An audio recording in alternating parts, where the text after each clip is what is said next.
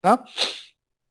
É, e também, pessoal, para finalizar essa atividade, essa nossa aula, né, com resolução de atividades, ficam duas atividades para casa, tá? A primeira delas, pessoal, é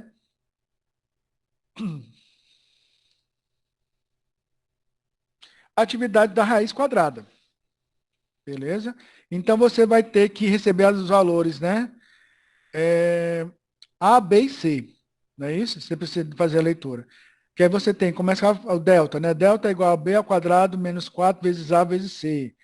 Aí, aí você tem que, aí você tem, no caso, calcular a fórmula de Bhaskara, né? É menos B mais ou menos a raiz quadrada de delta dividido por 2 vezes A. Então, aí tem algumas questões, olha só. Tem a questão onde você tem, né? Você tem, quando você não tem raízes, quando você tem apenas uma raiz, ou quando você tem duas raízes, que seria o x', x duas linhas, né?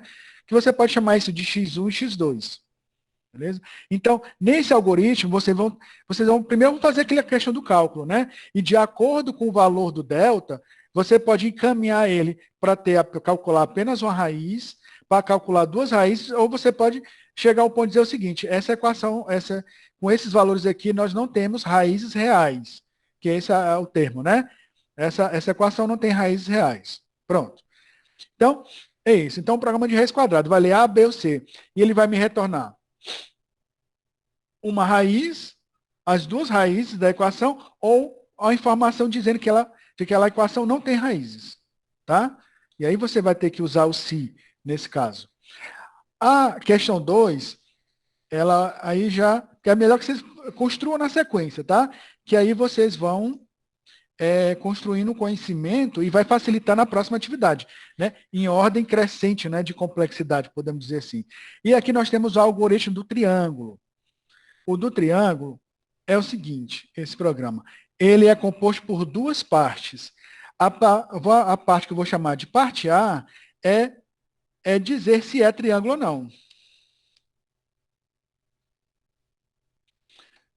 E a regra para ser triângulo é cada um dos lados deve ser menor que a soma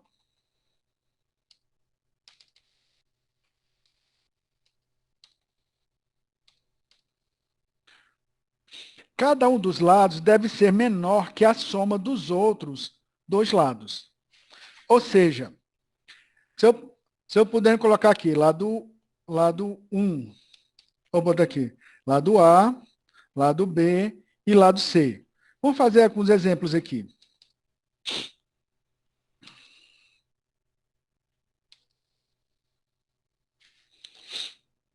O lado A, vamos dizer que ele seja 1, aqui seja 2 e aqui seja 3.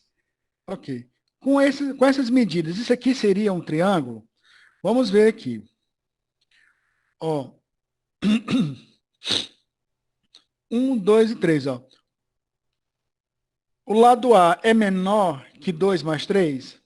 2 mais 3 é 5. Esse aqui é menor.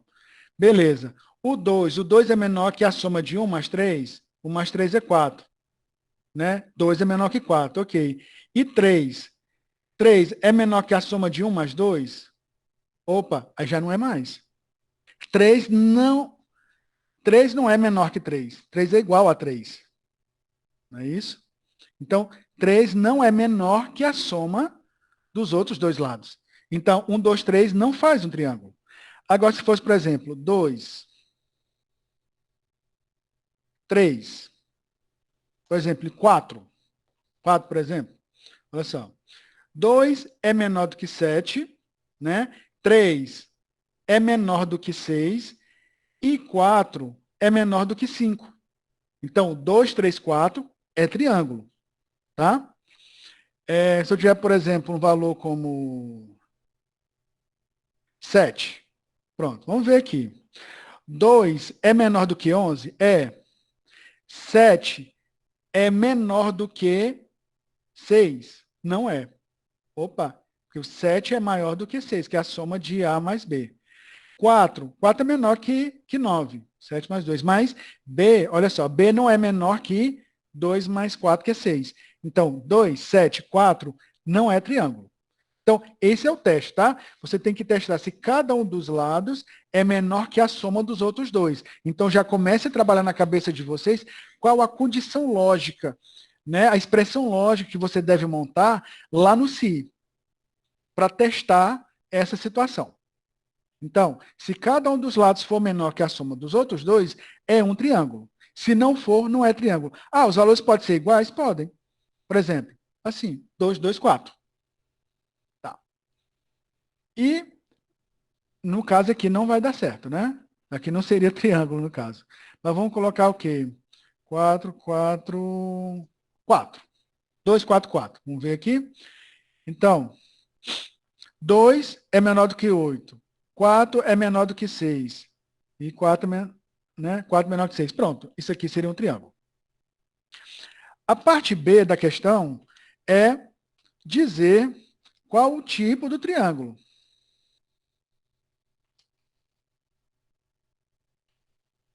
Isso apenas se for triângulo.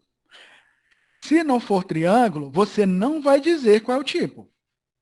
Opa, aí vocês já estão vendo a importância do sim encadeado. Somente na opção verdadeira.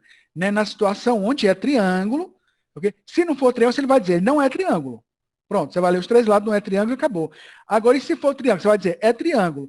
E aí você vai, lá dentro, você vai fazer uma outra estrutura condicional para dizer que tipo de triângulo é esse. Apenas quando for triângulo.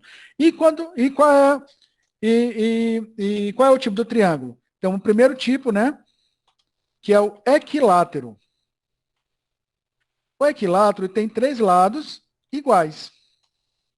Temos o 2, que é o escaleno, ele tem três lados diferentes. E o terceiro, nós temos o triângulo isósceles.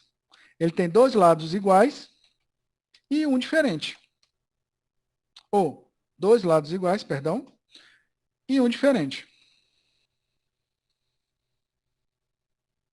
No nosso caso, bem aqui, ó, esse aqui, 2, 4, 4, é um triângulo isósceles, tá?